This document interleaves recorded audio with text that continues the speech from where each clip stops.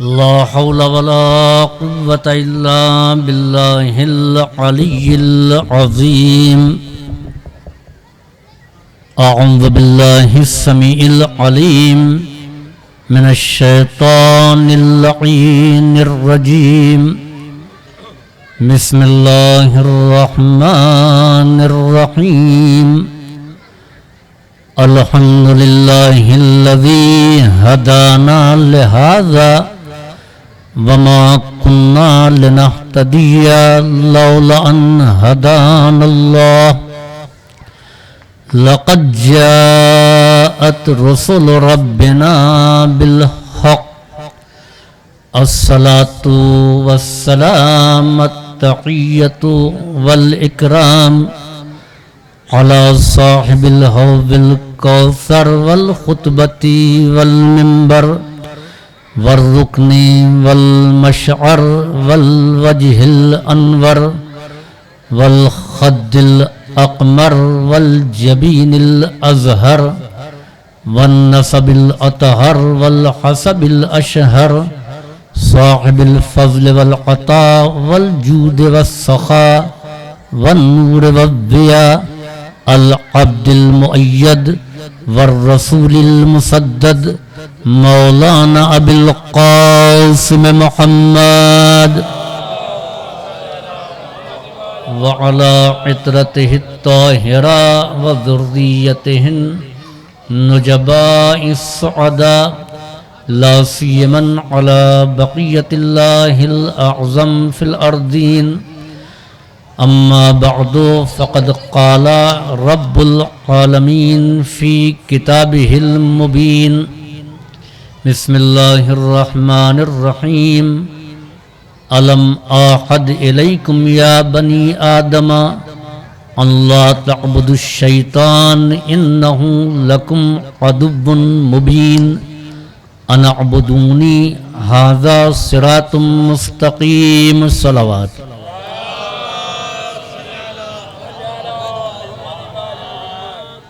رب کائنات اولاد آدم کو ایک عہد کی یاد دہانی کرا رہا ہے. الم اعہد الیکم یا بنی آدم، اے اولاد آدم، کیا ہم نے تم سے یہ عہد، یہ پیمان نہیں لیا کہ ان لا تعبدوا الشیطان، کہ تم شیطان کی عبادت نہ کرنا. انہو لکم عدو مبین، اس لیے کہ وہ تمہارا کھلا ہوا دشمن ہے. ایسا دشمن جس نے اپنی عداوت و دشمنی کو ظاہر کیا ہے. ان اعبدونی، دیکھو میری عبادت کرنا. ھذا صراط مستقیم، اور یہ عبادت رحمان ہی صراط مستقیم ہے. عزیزوں، عبادت شیطان سے روکا گیا ہے اور عبادت رحمان کی طرف بلایا گیا ہے. خطاب کیا ہے اولاد آدم کو. قرآن کریم نے کبھی انسانوں کو انسان کہہ کے خطاب کیا ہے اور کبھی اولاد آدم کہہ کر خطاب کیا ہے، لیکن دونوں خطاب میں فرق ہے. انسان کو جب بحیثیت انسان خطاب کیا ہے تو قرآن نے کہا والعصر ان الانسان لفی خسر. انسان بحیثیت انسان نقصان میں ہے، خسارے میں ہے، گھاٹے میں ہے. خلق الانسان ضعیفا، انسان کمزور پیدا ہوا ہے. کبھی کہا انسان بہت جلد باز ہے، کبھی کہا یہ انسان جاہل ہے. یعنی جتنے منقصد کے رخ ہیں ان کا ذکر انسان کے ساتھ. لیکن جب فضیلت کا اعلان کیا تو لقد کرمنا بنی آدم، ہم نے اولاد آدم کے سر پر تاج عزت و شرافت و کرامت رکھا. وَحَمَلْنَاهُمْ فِي الْبَرِّ وَالْبَحْرِ، اور یہی نہیں بلکہ ہم نے ان کے لیے سواریاں مہیا کی، خشکی میں اور دریاؤں میں انسان کے علاوہ کسی مخلوق کو یہ حق نہیں ہے کہ کسی مخلوق کی سواری کرے۔ انسان وہ ہے کہ جس کی پہلی فضیلت یہ ہے کہ اللہ نے اس کو سوار بنایا ہے، اس کے لیے خشکی میں بھی اور دریاؤں میں بھی سواریوں کو پیدا کیا۔ وَرَزَقْنَاهُم مِّنَ الطَّيِّبَاتِ، اگر واقعاً اولاد آدم ہے اور شرافت آدم پائی جاتی ہے اس میں، تو رزقناہم من الطیبات، ہم نے اس کو پاک و پاکیزہ رزق دیا ہے۔ اب اگر یہ پاکیزہ رزق سے ہٹ کر کے رزق حرام کی طرف چل جائے، جو چیز حلال سے مل رہی ہے اس کو حرام سے حاصل کرے، تو یہ سب کچھ ہو سکتا ہے، خسارے والا انسان ہو سکتا ہے، لیکن آدم کی فضیلتوں والا اولاد آدم نہیں ہوگا۔ وَرَزَقْنَاهُم مِّنَ الطَّيِّبَاتِ، اور ہم نے اس کو پاکیزہ رزق عطا کیا ہے۔ وَفَضَّلْنَاهُمْ عَلَىٰ كَثِيرٍ مِّمَّنْ خَلَقْنَا تَفْضِيلًا، اور اپنی بہت سی مخلوقات پر ہم نے اس کو فضیلت عطا کی ہے، چاہے وہ جنات ہوں، چاہے وہ حیوانات ہوں، چاہے وہ ملائک ہوں، چاہے وہ کوئی بھی مخلوق ہو، ہر مخلوق سے افضل ہم نے انسان کو بنایا ہے، انسان کو فوقیت عطا کی ہے، انسان کو افضلیت عطا کی ہے۔ اب یہاں پر بھی خطاب کیا ہے، الم آحد الیکم یا بنی آدمہ، یہ نہیں کہا اے انسانوں ہم نے کیا تم سے عہد نہیں لیا تھا، نہیں اے اولاد آدم۔ تو اس کے معنی یہ ہے کہ انسانوں کو متوجہ کرنا ہے کہ ان کے لیے خیر کیا ہے، ان کے لیے شر کیا ہے، ان کے لیے اچھا کیا ہے، ان کے لیے برا کیا ہے۔ اے انسانوں کیا ہم نے تم سے عہد نہیں لیا کہ تم شیطان کی عبادت نہ کرو؟ اے علماء کرام پیچھے بیٹھیں گے اچھا نہیں لگے گا، ادھر آئیے تشریف لے آئیے۔ اصحاب الیمین ما اصحاب الیمین صلوات بھیجیے پر محمد و آل محمد۔ عزیزوں، انسان کو عبادت شیطان سے اولاد آدم کو روکا گیا ہے، منع کیا گیا ہے کہ اللہ تعبد الشیطان، کہ تم شیطان کی عبادت نہ کرو۔ عزیزوں، مخلوق کی اعتبار سے انسان ایک الگ مخلوق ہے اور شیطان ایک الگ مخلوق ہے۔ شیطان جناتوں میں سے ہے، قرآن نے کہا کہ وہ جنوں میں سے تھا جس نے اپنے رب کے امر کی مخالفت کی۔ انہو من الجن، وہ جن میں سے تھا۔ تو جنات کون سی مخلوق ہے؟ جنات جسم ناری یتشکل باشکال المختلفہ حتی الکلب والخنزیر، کہ جنات اس مخلوق کا نام ہے، آگ کی بنی ہوئی مخلوق جو مختلف شکلوں میں آ جاتا ہے، کبھی انسانی شکل میں، کبھی حیوانی شکل میں، کبھی کسی حیوان کی صورت میں، کبھی کسی حیوان کی صورت میں، حتیٰ کہ وہ سور بھی بن سکتا ہے اور کتے کی شکل میں بھی آ سکتا ہے۔ انسان کون ہے؟ انسان کی اشرفیت یہ ہے کہ انی خالقون، میں خلق کرنے والا ہوں، من الطین بشرا، میں انی خالق بشرا من الطین، میں مٹی سے انسان کو خلق کرنے والا ہوں۔ تو انسان وہ مخلوق ہے کہ جس کو اللہ نے خاک سے پیدا کیا، اور جن وہ مخلوق ہیں جس کو اللہ نے نار سے پیدا کیا۔ تو یہ دونوں الگ الگ مخلوق ہیں، لیکن مشترک ایک چیز ہے، یعنی ہر جن کو شیطان نہیں کہتے ہیں۔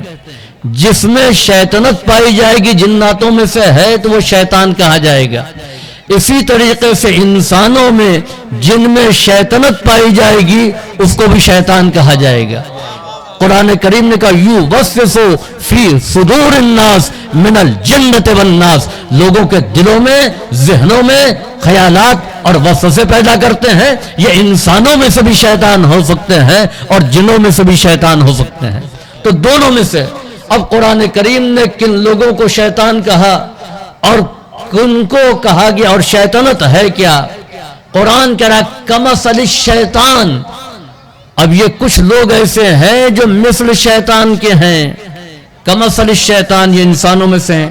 اذ قال للانسان اکفر، اور جب انسان سے وہ کہتے ہیں کہ تم کفر اختیار کرو، فلما کفرا، اور جب وہ کافر ہو جاتا ہے، جب وہ سرکش ہو جاتا ہے، جب وہ نافرمان ہو جاتا ہے، تو قال انی بریء منکم، تو من کا تو کہتا ہے کہ اب ہم تم سے بری ہیں، تم جانو تمہارا کام جانے۔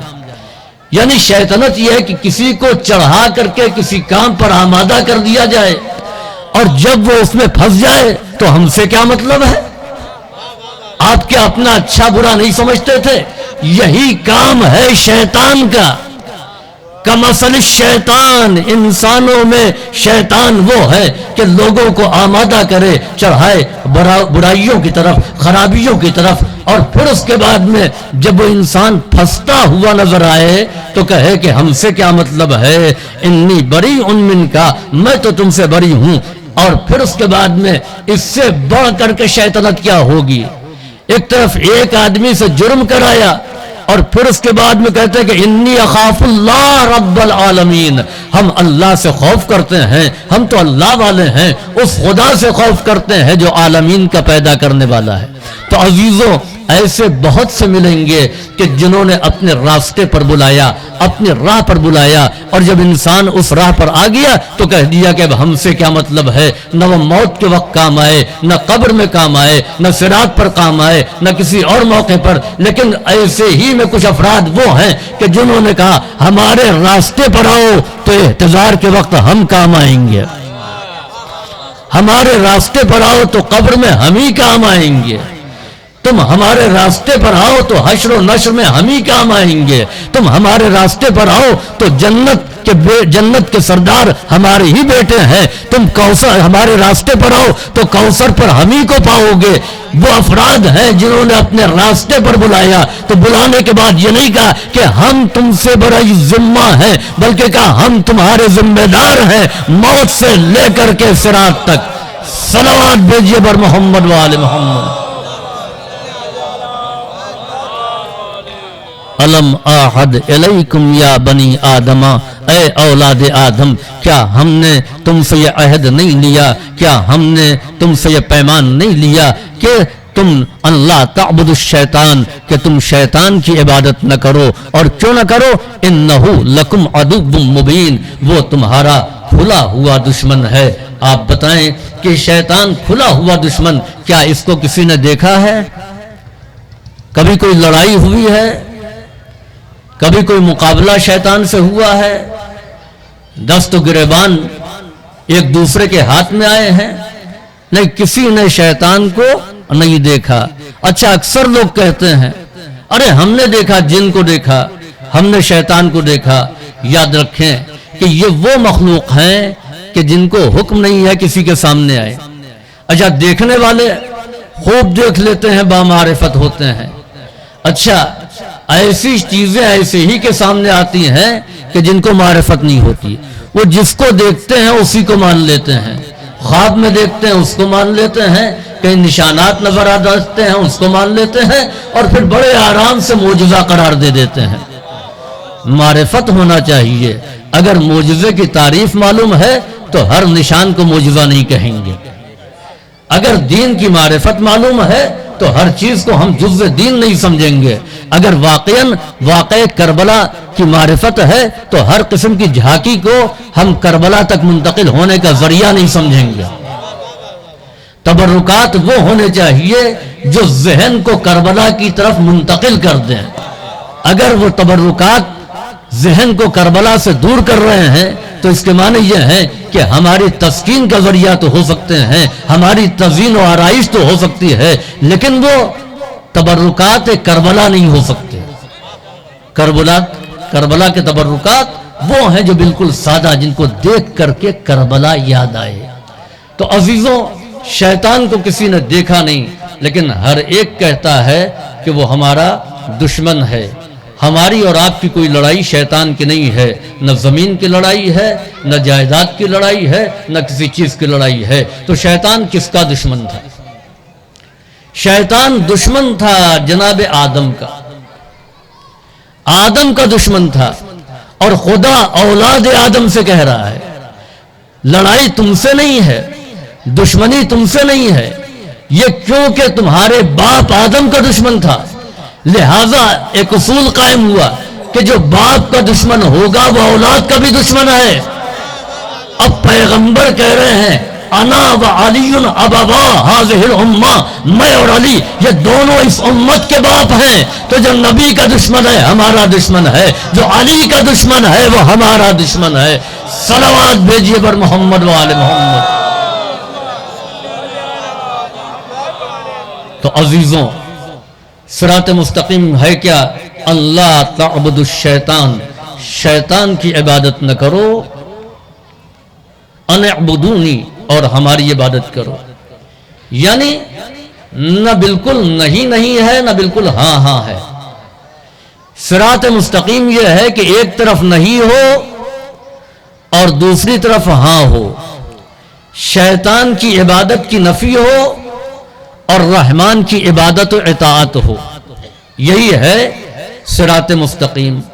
ہمارے یہاں کیا اصول ہے کہ شیطان بھی اور رحمان بھی، 5,000 تنخواہ اور 10,000 اوپر کی آمدنی. عبادت رحمان بھی عبادت شیطان بھی ہے. نوحے بھی سن رہے ہیں، دعائیں بھی سن رہے ہیں، قرآن کی بھی CD کیسٹ لگا دی. اور جب خلوت میں آئے، یہ اپنی میجارٹی ہے، تو پھر گانے کی بھی کیسٹ لگا دی، میوزک بھی سن رہے ہیں. یعنی رحمان بھی خوش رہے اور شیطان بھی خوش رہے. دین کہتا ہے کہ شیطان کے راستے کو چھوڑو، رحمان کی راہ پر آؤ. دونوں ایک ساتھ نہیں چل سکتے کہ عبادت شیطان بھی ہو اور عبادت رحمان بھی ہے. شیطان کہتا ہے کہ نماز سے غافل رہو، بڑے مذہبی ہیں، بڑے دیدار ہیں، مجلس اعضاء بھی منعقد کرتے ہیں، جلوسوں میں پیش رہتے ہیں، لیکن احترام نماز نہیں ہے. جماعت ہو رہی ہے تو کھڑے باتیں کر رہے ہیں. تو عبادت رحمان بھی ہے اور اطاعت شیطان بھی ہے. صراط مستقیم یہ ہے، یا رحمان کے بندے بنو، شیطان کا انکار کر کے رحمان کے راستے پہ آئے ہوئے تو صراط مستقیم ہے. ورنہ دونوں کو ساتھ لے کر کے چلے، بڑے عزادار ہیں، راتوں کو رات نہیں سمجھا، دن کو دن نہیں سمجھا، جلوس ماتم مجلس سب کچھ ہے. ادھر 8 ربیع الاول کی شب تمام ہوئی، اب میوزک بھی لگ گئی، اب ناچ بھی ہے، رقص و سرور بھی ہے. وہ تمام اعمال ہیں جو یزیدی لشکر میں ہو رہے تھے، یہ اطاعت شیطان ہے. واقعاً اگر دین ہے، واقعاً اگر مذہب ہے، تو یا تو رحمان کے بندے بنو اور یا تو شیطان. واقعاً امام حسین السلام کا مقصد ہی یہی تھا، مشن ہی یہی تھا. اور آپ دیکھیں کہ کلمے کی ابتدا کیا ہے، کلمہ کہاں سے شروع ہوتا ہے. کلمہ صرف خدا کے ماننے کا نام نہیں ہے کہ چلیے ہم خدا کو بھی مان لیتے. کس کو ناراض کریں؟ ان کے خدا کو بھی مان لیتے ہیں، ان کے بھی خدا کو بھی مان لیتے ہیں، ان کے معبود کو بھی مان لیتے ہیں، اپنے معبود کو بھی مان لیتے ہیں. اچھا، ایک نظریہ یہ کہ ہم کسی کو نہیں مانتے، کسی کے خدا کو نہیں مانتے اور خدا واحد کو بھی نہیں مانتے. تو دین کیا کہتا ہے کہ باطل خدا کی پہلے نفی کرو. نہ یہ ہو کہ سب کو مانو اور نہ یہ ہو کہ کسی کو نہ مانو. جو باطل ہے اس کو نہ مانو، جو حق ہے اس کو تسلیم کرو. کہ ادھر بھی اور ادھر بھی کہ پہلے لا الہ کہو. زمین خدا نہیں ہے، آسمان خدا نہیں ہے، چاند خدا نہیں ہے، ستارے خدا نہیں ہے، درخت خدا نہیں ہے، دریا خدا نہیں ہے، پہاڑ خدا نہیں ہے، لات خدا نہیں ہے، منات خدا نہیں ہے، عزا خدا نہیں ہے، یہ کائنات خدا نہیں ہے. بلکہ ان کی نفی کرو، لا الہ کہو. اور پھر کہو الا اللہ. لا الہ کہنا یہ عبادت شیطان کا، لا الہ کہنا عبادت شیطان کا انکار ہے. الا اللہ کہنا یہ صراط مستقیم ہے، عبادت رحمان ہے. تو اس وقت تک کلمہ مکمل نہیں ہوگا جبکہ تک کہ نہیں بھی ہو اور ہاں بھی ہو، باطل کے لیے نہیں ہو اور حق کے لیے ہاں ہو. اب آئیے دوسری منزل ہے رسالت کی. رسالت کی منزل ہے دوسری. اور بڑا اچھا ہوا کہ بہت سے جھوٹے نبی بھی پیدا ہو گئے، متنبی پیدا ہوا، مسلمہ کذاب پیدا ہوا، اسی طریقے سے اور بھی جھوٹے نبی تھے. اب یہ جھوٹے نبیوں نے آسان کر دیا، کیونکہ صراط مستقیم یہ ہے کہ باطل کو نہ مانو، حق کو مانو. تو جو باطل نبی ہیں ان کی نبوت کا انکار کرو، حق کے نبی کی رسالت کا اقرار کرو۔ تو اب یہ دو مرحلے میں یہ ہو گیا، یعنی صراط مستقیم ایک جگہ پر نہیں کہنا ہے، دوسری جگہ پر ہاں کہنا ہے۔ اب تیسرا مرحلہ ہے، وہ مرحلہ ہے امامت کا، وہ مرحلہ ہے خلافت کا۔ یہاں پر بھی باطل نہیں ہوں گے تو حق کے امام کو نہیں پہچانا جائے گا۔ باطل اگر نہیں ہوگا تو حق کے امام کو نہیں پہچانا جائے گا۔ یہی وجہ ہے کہ بہت سے ائمہ باطل بھی آئے کہ پہچانو کہ حق کا امام کون ہے اور باطل نے کس کو بنایا ہے۔ یاد رکھیں کہ جو لوگوں کے ماننے سے جس کی امامت قائم ہو وہ باطل کا بنایا ہوا امام ہے، کہ جس کو حق اور خدا امام بنائے وہ حق کا امام ہے۔ چنانچہ بہت سے ائمہ ہوئے۔ میں ایک دن درس سن رہا تھا طاہر القادری کا، انہوں نے کہا یہ بھی فلاں امام، یہ بھی فلاں امام، ان کے کارنامے ان سے زیادہ، ان کے کارنامے ان سے زیادہ، ان کی امامت کیوں نہیں چلی؟ کہ اس لیے نہیں چلی کہ ان کی اتباع کرنے والے اور پیروی کرنے والے نہیں پیدا ہوئے، ماننے والے نہیں پیدا ہوئے، لہذا ان کی امامت نہیں چلی۔ تو یاد رکھیں کہ جس کو امت امام مانتی ہے وہ ماننے والوں کا محتاج ہوتا ہے، اور جس کو خدا امام بناتا ہے وہ ماننے والوں کا محتاج نہیں ہوتا ہے۔ تو عزیزوں، قرآن کریم نے واضح لفظوں میں اعلان کر دیا۔ اب یہ شیطان کی شیطنت ہے کیا؟ سب سے پہلے شیطان نے جو اعتراض کیا وہ اعتراض یہ کہ میں آدم کا سجدہ نہیں کروں گا، اور ایک لاجک بھی بتا دی۔ یہ ضروری نہیں کہ ہر لاجک جو آپ لے کر کے چلیں وہ ٹھیک ہو۔ شیطان بھی بڑا لاجیکل تھا۔ اس نے کہا کہ خلقتنی من نار وخلقتہ من طین، تو نے مجھے آگ سے پیدا کیا ہے اور ان کو مٹی سے، انا خیر منہ، میں ان سے بہتر ہوں۔ آگ کو روشن کیجئے تو اوپر جائے گی بلند، مٹی نیچے رہے گی۔ تو ان کو پس چیز سے پیدا کیا اور ہم کو بلند سے، میں ان سے بہتر ان کا سجدہ نہیں کروں گا۔ اب اس کی شیطنت کو آپ سمجھیے۔ خدا جب جسد آدم کو تیار کر رہا تھا، جب آدم کا پتلا تیار ہو رہا تھا، تو اس وقت کہتا کہ سجدہ کرو، تو بات سمجھ میں آتی کہ خاک کے آگے خدا سجدہ کرا رہا ہے، لیکن پیکر آدم کا سجدہ پروردگار نے نہیں کرایا۔ آپ تاریخ انبیاء دیکھیے، خلقت آدم کے باپ کو دیکھیے، تو کتنے دنوں تک مٹی خمیر ہوتی رہی اور کتنے دنوں تک یہ پتلا تیار ہوا۔ کہ نہیں، جب میں اس کو تیار کر لوں اور اپنے کمال کی روح اس میں پھونکوں تب سجدہ کرنا۔ خدا خاک کے پتلے کا سجدہ نہیں کرا رہا تھا، اپنے کمال کا سجدہ کرا رہا تھا، اس روح کا سجدہ کرا رہا تھا جو روح کمال ہے۔ تو شیطنت یہ ہے، شیطنت ظاہر کو دیکھتی ہے، شیطنت ظاہر کو دیکھ کر کے فیصلہ کرتی ہے، لیکن جہاں آدمیت ہوتی ہے وہاں پر ظاہر کو نہیں باطن کو دیکھا جاتا ہے۔ ظاہر کو دیکھ کے فیصلہ کیا جائے، یہ طریقہ شیطان ہے۔ باطن کے کمالات کے اوپر نگاہ کی جائے، یہی ہے عبادت رحمان، یہی طریقہ رحمان ہے۔ تو جناب آدم کے اندر کمال کی روح پھونکی اور اس نے صاف صاف کہہ دیا کہ میں ان سے بہتر ہوں۔ اچھا، یاد رکھیں کہ عدالت ایک بہت اہم چیز ہے۔ یہ عدالت صرف اور صرف امام کے لیے ضروری نہیں ہے۔ عدالت وہ ملکہ ہے کہ انسان غلط کی تائید نہ کرے اور حق کی حمایت سے منہ نہ موڑے، اسی کا نام ہے عدالت، اسی کو عدالت کہتے ہیں۔ ظلم کیا ہے؟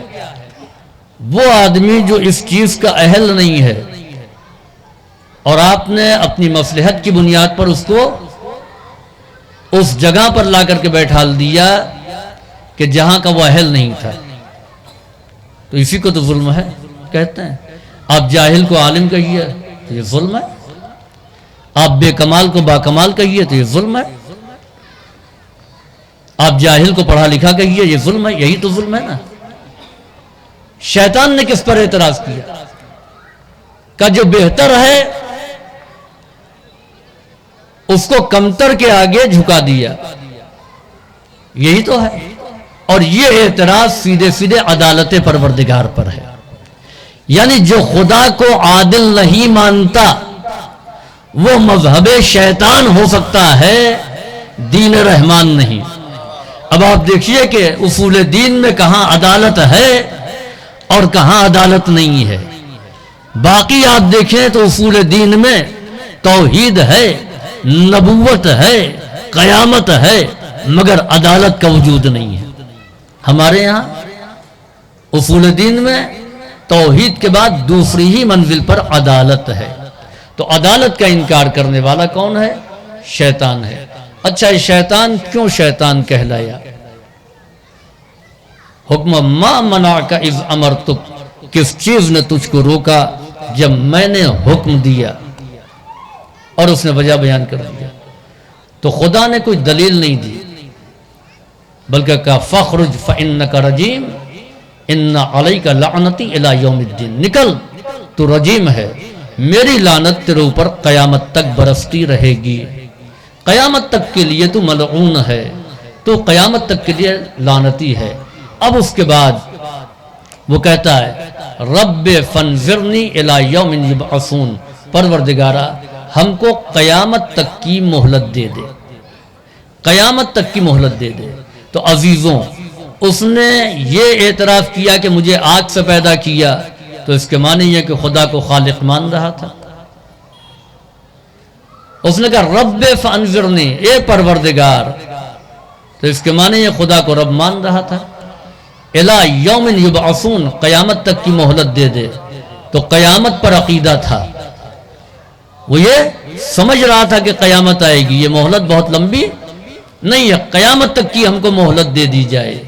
ان عقیدوں کے باوجود کہ وہ توحید خالص کا نقیب تھا، خدا کے مقابلے میں آدم کو بھی نہیں سیٹھا کہ ہم خدا کا سجدہ کریں گے، آدم کا نہیں کریں گے، تو توحید خالص کا نقیب تھا، وہ خدا کو پروردگار مانتا تھا، اللہ کو خالق تسلیم کرتا تھا، قیامت پر ایمان تھا، لیکن کیوں؟ اس لیے کہ ایک حکم پروردگار کے مقابلے میں اس نے اپنی رائے پیش کی۔ آپ فتووں کے بارے میں جتنی رائے پیش کر سکتے ہو کر لیجئے، مگر یاد رکھیے کہ ایک حکم خدا کے مقابلے میں شیطان نے اپنی رائے پیش کی تو قیامت تک کے لیے راندہ بارگاہ الہی ہو گیا۔ مجتہد اپنی رائے نہیں بیان کرتا، مجتہد اپنا مسئلہ نہیں بیان کرتا، مجتہد قرآن اور حدیث سے ایک نتیجہ نکالتا ہے کہ حکم خدا کیا ہے، اور وہ حکم خدا معلوم کر کے ہم تک پہنچا دیتا ہے۔ ہماری ذمہ داری، کیونکہ ہمارے پاس وہ علم نہیں ہے، ہماری ذمہ داری یہ ہے کہ اس کے حکم کو حکم خدا سمجھتے ہوئے مان لیں۔ عزیزوں، بس آخری بات اور ربط مصائب، کیونکہ یہ مجلس بہت زیادہ طول کی حامل نہیں ہے۔ قرآن کریم آپ پڑھتے ہیں، قرآن کریم کے لیے تاکید یہ ہے کہ فَإِذَا قَرَأْتَ الْقُرْآنَ فَاسْتَعِذْ بِاللَّهِ، جعفر صاحب معلم قرآن، جب بھی قرآن پڑھو تو اعوذ باللہ من الشیطان الرجیم کہو، شیطان سے پناہ مانگو۔ اے بھائی، قرآن پڑھتے وقت شیطان کہاں سے آ جائے گا؟ کسی اور موقع پر تاکید نہیں ہے کہ کھانا کھاؤ تو اعوذ باللہ من الشیطان الرجیم کہو، کہیں جاؤ تب کہو، مسجد جا رہے ہو تو کہو، یا کسی اور مقام پر کہو۔ نہیں، جب قرآن پڑھو، جب قرآن پڑھو تو ضرور اعوذ باللہ من الشیطان الرجیم کہو۔ یا قرآن پڑھتے پڑھتے رک گئے، کسی کوئی آ گیا، اس نے بات کر لی، اب جب شروع کریں گے تو پھر اعوذ باللہ کہنا پڑے گا۔ فَإِذَا قَرَأْتَ الْقُرْآنَ فَاسْتَعِذْ بِاللَّهِ، تو ہم قرآن پڑھ رہے ہیں، کوئی غلط کام تو نہیں کر رہے ہیں، تو اب یہاں پر اعوذ باللہ کیوں کہہ رہے ہیں؟ ہاں، کچہری میں جائیں تو اعوذ باللہ کہیں، بینک میں جائیں تو اعوذ باللہ کہیں، دنیا کے بازار میں جائیں تو اعوذ باللہ کہیں، کہ جہاں پر شیطان کے بہکانے کا امکان ہے۔ یہاں پر تو ہم قرآن پڑھ رہے ہیں، عزیزوں یاد رکھیں کہ شیطان اسی قرآن کے ذریعے بہکاتا ہے، اس لیے کہ جو فرقے بنے ہیں اور جو بڑے بڑے لوگ بہکے ہیں وہ اسی قرآن کے ذریعے۔ قل انما انا بشر مثلکم، ایک قرآن کی آیت کو پڑھا اور جب شیطان شامل ہو گیا تو اپنے جیسا بشر سمجھ لیا۔ انما یرید اللہ لیذھب عنکم الرجس اہل البیت ویطہرکم تطہیرا، قرآن کی آیت ہے، اہل بیت کی طہارت کا اعلان ہے، لیکن جیسے ہی شیطان شامل ہو گیا تو وہ بھی اہل بیت میں داخل ہو گئے، وہ بھی اہل بیت میں داخل ہو گئے۔ تو کتنی آیتیں ایسی ہیں کہ قرآن کچھ کہہ رہا ہے، یہ سمجھ کچھ رہے ہیں کہ قرآن کے ساتھ ساتھ رہو، اسی لیے اعوذ باللہ کہو۔ اور یہی وجہ ہے کہ جو قرآن کے ساتھ رہا وہ تن و سر کی جدائی کے بعد بھی قرآن سے الگ نہیں ہوا، نو کے نیزہ پر سر ہے لیکن تب بھی قرآن کریم کی تلاوت ہے۔ اور دنیا کے قاریان قرآن وہ ہیں جو قرآن پڑھ رہے ہیں مگر قرآن الگ ہے، وہ الگ ہے۔ اہل بیت ایسے قاری قرآن ہے کہ سر و تن میں جدائی ہو جا رہی ہے لیکن اس کے باوجود قرآن سے جدا نہیں ہے، نو کے نیزہ پر بھی قرآن کریم کی تلاوت کر رہے ہیں۔ عزیزوں یقیناً یہ عبادت الرحمن اور شیطان کے راستے کو چھوڑنا یہی ہے صراط مستقیم۔ حر جب تک چلا تھا دونوں کو لے کر کے، ہم خرما ہم ثواب، اطاعت شیطان بھی اور عبادت رحمان بھی۔ یزید کے لشکر میں ملازمت یہ اطاعت شیطان، پسر سعد کے حکم کی تعمیل یہ اطاعت شیطان، امام حسین کے پیچھے نماز پڑھنا یہ عبادت رحمان۔ دونوں چیزیں ہیں تو صراط مستقیم نہیں ہے۔ حر کہیں پر بھی ہو لیکن صراط مستقیم پر نہیں تھا۔ صراط مستقیم پر کب آیا کہ جب اس نے عبادت شیطان کو، اطاعت شیطان کو چھوڑا ہے اور نمائندہ رحمان کی پناہ میں آیا ہے۔ اور یہی پیغام تھا کربلا والوں کا۔ کربلا والوں کا پیغام یہی تھا کہ باطل کے آگے سر نہ جھکاؤ، باطل کی قوت کے سامنے سرنگو نہ ہو۔ اور چنانچہ امام حسین نے ہر مصیبت کو، ہر غم کو، ہر علم کو برداشت کیا۔ کربلا کی جنگ دو محاذوں پر لڑی گئی۔ پہلا مرحلہ تو آسان تھا جس میں بھوک کی شدت تھی، پیاس تھی، لاشوں کا تڑپنا تھا، بچوں کی صدائے التش تھی۔ اس مرحلے کو امام حسین نے طے کیا۔ مقتل سے لاشیں مظلوم کربلا اٹھا کر کے لائے۔ عزیزوں اس کے بعد جب امام اپنی جان قربان کرنے کے لیے تیار ہوئے، امام سجاد سے رخصت ہونے کے لیے آئے تو آپ نے کہا کہ میں بھی آپ کے ساتھ چل کر کے آپ کی نصرت کروں گا۔ امام حسین نے یہی کہہ کر کے روکا کہ اس کے بعد کی منزل سخت ہے، کربلا کے میدان کو میں سر کروں گا لیکن شام و کوفہ تمہاری قیادت میں ہے، وہاں کی منزلیں کربلا سے کہیں زیادہ دشوار اور مشکل ہیں۔ عزیزوں امام حسین کی شہادت کی خبر بھی نہ ہوتی اگر جناب زینب اور امام سجاد نہ ہوتے، جنہوں نے ہر منزل پر بتایا کہ ہمارے ساتھ ہوا کیا، اور ہمارا جرم ہی یہ تھا کہ ہم خالص عباد الرحمن تھے، شیطان کی اطاعت گوارا نہیں تھی، یہی ہمارا جرم تھا۔ چنانچہ اس کے بعد کا مرحلہ سخت ترین مرحلہ رہا۔ جناب زینب کے خطابات، امام سجاد کی تقریر، اس نے شام کے ایوان کی بنیادیں ہلا دی۔ معاویہ نے یزید سے کہا تھا کہ دیکھو اہل عراق اس وقت تک دم نہیں لیں گے جب تک کہ حسین کو مقابلے کے لیے نہ لے آئیں، اور اگر حسین مقابلے کے لیے آئیں تو ان سے تم مقابلہ نہ کرنا، اس لیے کہ تمہاری حکومت کی بنیادیں جو ہیں وہ ہل جائیں گی، متزلزل ہو جائیں گی۔ یزید اس بنیاد پر خلیفہ نہیں بنا تھا کہ وہ ابو سفیان کا پوتا ہے، وہ امیہ کے خاندان کا ہے، وہ اس بات پر اتنی بڑی مملکت کا حاکم تھا کہ وہ حکومت اسلامیہ کا سربراہ ہے۔ اور چنانچہ امام سجاد کی تقریر نے جب ایوان ظلم کو ہلا دیا اور ہر طرف سے بغاوت کی آواز اٹھنے لگی، شام کے باہر فرزند رسول کا جرم کیا تھا؟ تو جھوٹ کہتا ہے کہ باقی نے قتل کیا، یہ تو نواسہ رسول ہے۔ امام حسین نے جا بجا نو کے نیزہ پر قرآن کریم کی تلاوت کر کے یہ بتا دیا کہ ہم وارث قرآن ہیں۔ عزیزوں، یزید کے ظلم کی بنیادیں جب ہل گئیں اور یزید تھک گیا، اب تو گھر کے اندر سے بھی آوازیں آنے لگی، گھر کی عورتیں بھی ملامت کرنے لگی، اب تو غیر جو مسلمان نہیں ہیں وہ بھی برا بھلا کہنے لگے۔ شام جس میں 40 سال تک مسلسل اہل بیت کے خلاف پروپیگنڈا کیا گیا، ان کو بھی معلوم ہو گیا۔ یاد رکھیں، کسی شخصیت کے خلاف جھوٹے پروپیگنڈے بہت دنوں تک دیر پا نہیں ہوتے ہیں، حقیقت آشکار ہو جاتی ہے، اور یہاں پر بھی حقیقت واضح ہو گئی، لوگوں کو معلوم ہو گیا، اور مشورہ کرنے والوں نے کہا اے یزید اب ان کو رہا کر دے، اگر تو ان کو رہا نہیں کرے گا تو تیرا تخت بھی باقی نہیں رہے گا، تیری حکومت بھی باقی نہیں رہے گی۔ یزید نے امام سجاد کو بلایا اور بلانے کے بعد کہتا ہے اے علی ابن الحسین، ہم تم کو آزاد کر رہے ہیں۔ چنانچہ روایت یہ کہتی ہے کہ ہتھکڑیاں اور بیڑیاں امام کے جسم میں اس طریقے سے پیوست ہو گئی تھیں کہ ہتھکڑیاں کھولی نہیں گئیں، اتاری نہیں گئیں، لوہار بلا کر کے یہ ہتھکڑیاں کاٹی گئیں، یہ بیڑیاں کاٹی گئیں۔ امام سجاد کا جسم پورا لہو لہان تھا۔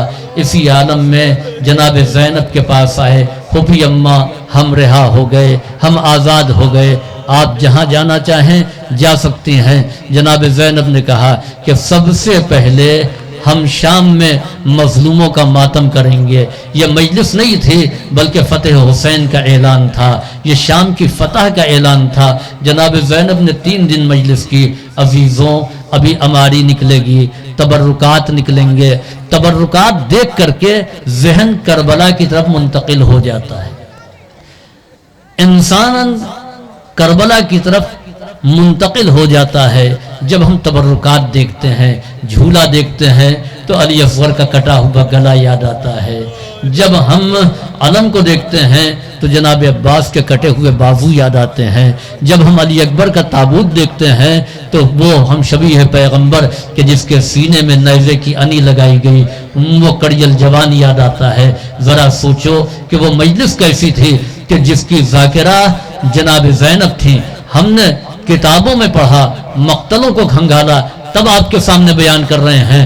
زینب نے اپنی نگاہوں کے سامنے دیکھا تھا، زینب نے علی اکبر کو ایڑیاں رگڑتے ہوئے دیکھا تھا، علی اصغر کا کٹا ہوا گلا دیکھا تھا، اپنے بھائی کا پامال لاشا دیکھا تھا، قاسم کا پامال جسم دیکھا تھا، اور محمد کے جنازے دیکھے تھے، شہداء کے لاشیں دیکھے تھے، عباس کے کٹے ہوئے بازو دیکھے تھے، اور پھر اس کے بعد میں جب سرہائے شہداء آ گئے تو زینب تعارف کرا رہی ہے، یہ دیکھو یہ سر میرے بھائی عباس کا ہے، یہ سر میرے بھائی جعفر ابن علی کا ہے، یہ سر میرے بھائی عثمان ابن علی کا ہے، یہ سر میرے بھائی عون ابن علی کا ہے، یہ سر ہم شبیہ پیغمبر علی اکبر کا ہے، یہ نناسا سر علی اصغر کا ہے۔ ارباب عزا جناب زینب سر کو لے کر کے مصائب بیان کر رہی ہیں، اس مجلس کا کیا عالم ہوا ہوگا۔ اور پھر اس کے بعد میں جب شام سے رخصت ہوئی ہیں، اماریاں آ گئی، یہاں پر بھی آپ اونٹ میں اماریوں کو دیکھیں گے، عزیزوں اماریوں کو دیکھ کر کے روئیں گے، جبکہ یہ اماریاں خالی ہیں۔ پھر تصور یہ ہے کہ مدینے میں ایسی ہی اماریاں آئی ہوں گی کہ جس میں زینب آئی ہوں گی، جس میں ام کلثوم آئی ہوں گی، کسی اماری میں رباب ہوں گی، کسی میں ام فروا ہوں گی، کسی میں ام لیلہ ہوں گی، کسی میں بوڑھی کنیز فضہ ہوگی۔ امام سجاد جب مدینے پہنچے تو بیرون مدینہ قیام کیا، اور اس کے بعد مبشر ابن جزرم کو بلایا کہ تم کو شعر کہتے ہو؟ کہا ہاں ہم شعر کہتے ہیں۔ کہا جاؤ اور جا کر کے مدینے میں اعلان کر دو، وہ قافلہ جو 28 رجب سن 60 ہجری کو مدینے سے گیا تھا وہ واپس آ گیا۔ بشیر نے پردرد انداز میں اعلان کیا کہ حسین کا قافلہ آ گیا ہے، لیکن اس عالم میں آیا ہے کہ نہ مردوں میں کوئی کوئی باقی ہے؟ آغوش عورتوں کے بچوں سے خالی ہے۔ ارباب عزا بشیر کہہ رہا حسین قتل کر دیے گئے، حسین شہید ہو گئے، مصیبت کا موقع ہے۔ جتنے اہل مدینہ تھے وہ گھر سے نکل آئے، کوئی اپنے گھر میں نہیں رکا۔ ایسے میں ایک بوڑھی خاتون اپنے پوتے کی انگلی پکڑے ہوئے بشیر کے قریب دوڑتے ہوئے گئی تیز رفتاری سے، کہتی ہے اے شیخ رک جا، تو کیا اعلان کر رہا ہے؟ اس نے پوچھا یہ کون خاتون ہے جو تڑپ کر کے ایسے پوچھ رہی ہے؟ کہ یہ ام البنین مادر عباس ہیں۔ بشیر کہتا ہے کہ علمدار لشکر حسینی عباس ابن علی شہید ہو گئے۔ وہ کہتے ہیں کہ میرے فرزند کے بارے میں بتاؤ۔ بشیر کہتا ہے کہ عون ابن علی جن کی عمر 25 سال کی تھی وہ شہید ہو گئے۔ وہ خاتون کہتی ہیں کہ تم میرے بیٹے کے بارے میں بتاؤ۔ پھر وہ کہتا ہے کہ عثمان ابن علی جو 21 سال کے تھے شہید ہو گئے۔ خاتون نے تڑپ کر کہا میرے بیٹے کے بارے میں بتاؤ۔ کہا جعفر ابن علی جو 19 سال کے تھے شہید ہو گئے۔ تو ایک مرتبہ تڑپ کے کہتے ہیں کہ میرے فرزند حسین کے بارے میں بتاؤ۔ کہ آپ کا فرزند حسین مارا گیا۔ کہ یہ بتاؤ میرے حسین کو کب شہید کیا گیا؟ کہ جب عباس آپ کا شہید ہو گیا تب حسین شہید کیے گئے۔ ارباب عزا ام البنین اس قافلے کے قریب پہنچی جہاں اہل حرم ٹکے ہوئے تھے۔ جناب زینب نے جیسے ہی دیکھا کہ ماں آ گئی ہے، دل بھرا ہوا تھا، بڑی ستائی ہوئی تھی۔ جیسے ہی جناب ام البنین کو دیکھا اے اماں زینب آئی ہے۔ مصیبتیں اٹھانے کے بعد زینب زندہ ہے، اور پھر اس کے بعد میں جناب زینب لوٹے ہوئے سامان میں سے ایک سپر دیتی ہے، ٹوٹی ہوئی سپر۔ اے اماں یہ آپ کے عباس کی سپر ہے۔ اتنی ضربیں لگی سپر ٹوٹ گئی، لیکن علم کو اپنے ہاتھوں سے جانے نہ دیا۔ ارباب عزا محمد حنفیہ کو معلوم ہوا، محمد حنفیہ اپنے غلاموں کے سہارے سے چلے، لیکن جب دیکھا سیاہ علم ہے تو تڑپ گئے۔ ارے میرا بھائی نہیں آیا، لگتا ہے میرا بھائی شہید ہو گیا۔ یہ سن کر کے غش کھا کے گر پڑتے ہیں۔ کسی نے کہا امام سجاد سے مولا اپنے چچا محمد حنفیہ کی خبر لیجئے، وہ بے ہوش ہو گئے ہیں۔ امام سجاد آئے، بیٹھ گئے، پانی چھڑکا کا چچا آنکھیں کھولیے۔ محمد حنفیہ تڑپ گئے، اینا آخی میرا بھائی کہاں گیا؟ اینا خلیفۃ ابھی، ارے میرے بابا کا جانشین کہاں گیا؟ امام کہتے ہیں شہید ہو گئے۔ محمد حنفیہ کو پھر غش آتا ہے، امام سجاد پانی چھڑکتے ہیں، کہتے ہیں چچا اپنے آپ کو سنبھالیے، اب میرے اندر یہ طاقت نہیں ہے کہ میں کوئی اور لاشا دیکھوں، اتنے لاشیں دیکھ کر کے آیا ہوں۔ اے چچا سنبھالیے۔ آپ نے سیاہ علم دیکھا تو برداشت نہ کر پائے، ارے میں نے بابا کا پامال لاشا دیکھا۔ سیعلم الذین ظلموا أي منقلب ينقلب